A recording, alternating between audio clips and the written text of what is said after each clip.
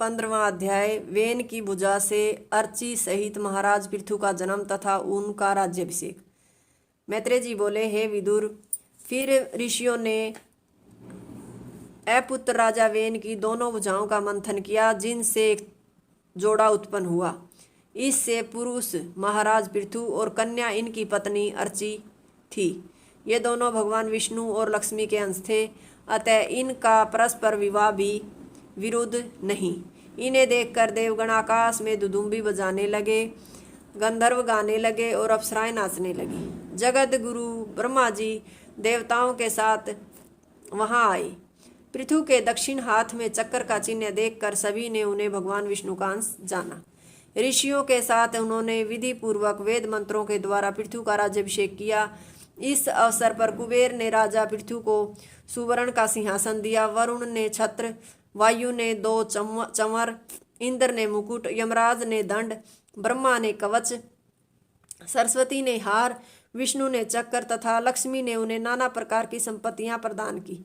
पर्वत, नदी तथा समुद्र ने उन्हें जाने का मार्ग दिया। ऋषियों ने अमोघ आशीर्वाद दिए। बंदीगण उनकी स्तुति करने को उद्यत हुए।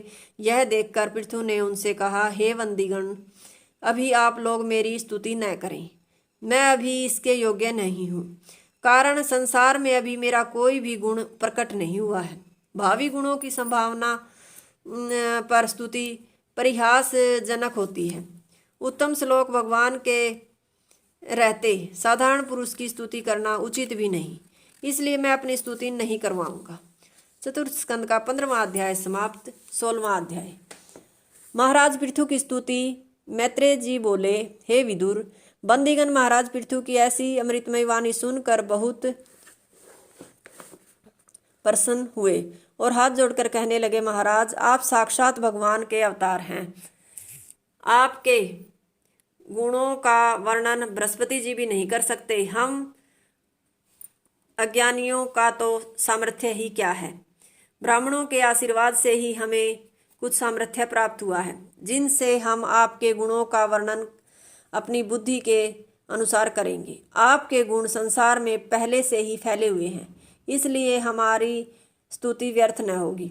आप प्रजा को धर्म मार्ग में प्रवृत्त करेंगे, अधर्मियों को दंड देंगे। न्याय की गद्दी पर बैठकर आप अदंडनीय शत्रु पुत्र को भी दंड नहीं देंगे और दंडनीय अपने पुत्र को भी दंड देने में नहीं हिचकेंगे। आप अपने मनोरंजक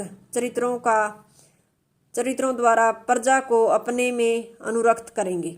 इससे आप राजा कहलाएंगे। मानसोत्तर पर्वत से लेकर जहाँ तक सूर्य तपते हैं, वहाँ तक आपका अखंड राज्य होगा। आप सत्य प्रतीक एवं ब्राह्मण्य होंगे। अपने तीखे बाणों से पर्वतों को चूर चूर कर पृथ्वी को समतल करेंगे। वरुण के समान आपके कार्य बड़े गंभीर होंगे। आपका सामना करने की क्षमता किसी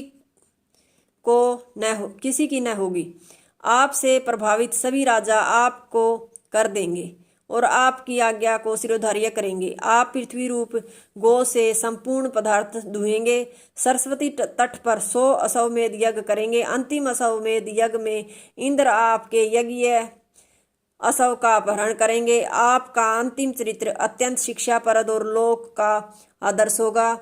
आप अपने राजभवन के उपवन में परम ज्ञानी सनत कुमार को प्राप्त कर श्रद्धा भक्ति से उनकी आराधना कर उनसे वह निर्भय ज्ञान प्राप्त करेंगे, जिससे परब्रह्म श्री कृष्ण जी का साक्षात्कार होता है। आप अपने तेज से लोक में उपद्रव करने वालों का समूल नाश करेंगे। सभी आपके सुयश को बखानेंगे और आप ही पृथ्वी के आदि राजा कहे जाएंगे। आप लोकपालों की मूर्ति धारण कर उनका प्रजापालन रूप कार्य करेंगे। इंद्र के वर्षा न करने पर आप स्वयं अपनी योग शक्ति से वर्षा कर प्रजा का पालन करेंगे। सुर असुर सभी आपके प्रभाव का गान करेंगे और आप संपूर्ण भूमंडल के राजा होंगे। चतुर्थ स्कंद का 16वां अध्याय समाप्त। हरिओम तत्सत।